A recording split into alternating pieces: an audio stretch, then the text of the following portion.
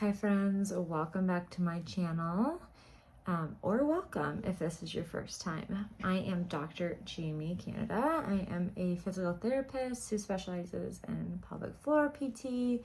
So excited to be back with you all. And one of my favorite things to talk about is how to poop. That's right. There is a right way to poop, and you may not know. You may have been doing this wrong your whole life, and I'm here to enlighten you. So let's get into it. Before we get into the nitty gritty, the form, the breathing, I want to talk to you about a very important muscle called the puborectalis. And lucky for you, I have my model per usual.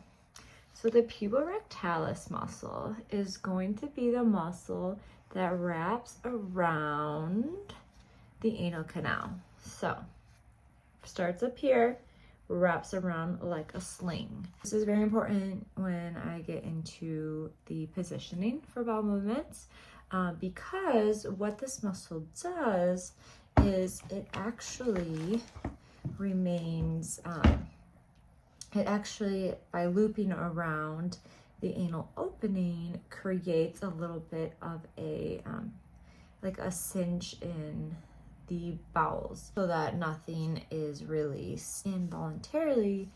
But the way that we are typically taught to sit on a toilet is not optimal. If you think about whether you've been to a foreign country that has like holes in the ground to squat, that is because it actually is more optimal for us to have our hips flexed up towards us and leaning forward to allow that muscle to fully relax and allow stool to come through. If you take a look at my fun little graphic here that I will be inserting, you can see that when we're sitting up straight, that puborectalis continues to kind of kink the bowels. So when we're trying to go number 2, we have to work a lot harder, and that can lead to straining, breath holding, which can then lead to dyssynergic defecation. So, and we don't have coordination with bowel movements, can lead to hemorrhoids.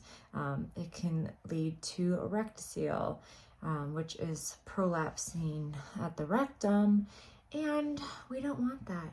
We want to have good pooping form, if you will. So I'm going to be showing you just on the toilet how to optimize your posture for better bowel movements. So let's take this party into the bathroom, shall we?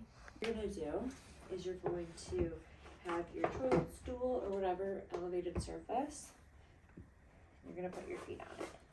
So as you can see here, I now have closer to that 120-degree angle at my hips, and then I'm going to slightly lean forward to further increase that angle. So from here, this should immediately help with the bowel movements. What I see a lot though is that my patients do not help with how they're breathing. So we want to breathe with our bellies when we're doing this. So I like to teach a technique called big belly, hard belly. So what you're gonna do is you're going to inhale, and you're gonna make belly as big as you can. As you exhale, you wanna think about keeping that belly out, not sucking in, but keeping it kind of out and hard like a rock. So that's gonna increase pressure down pelvic floor to help move stool through with less effort and straining. So that's gonna look like this.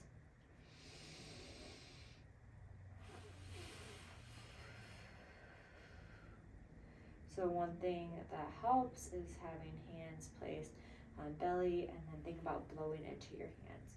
So I'm here, lean forward.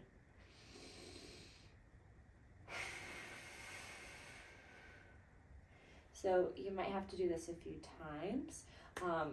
Other things that may continue to cause difficulty would be like stool consistency, but try this out and let me know if it was helpful.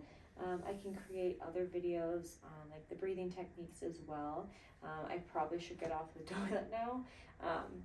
In general, you don't want to be on the toilet too long. Limit 5 to 10 minutes. When you are trying to go to the bathroom, if you don't go in that time, get up, walk around, and then try when you get the urge again. All right, hopefully that was helpful. So remember, don't strain to poop, don't hold your breath, elevate those feet, lean slightly forward, and comment below if this was helpful or any questions. I love to teach this kind of stuff. Never TMI, and I look forward to seeing you for the next video. Bye.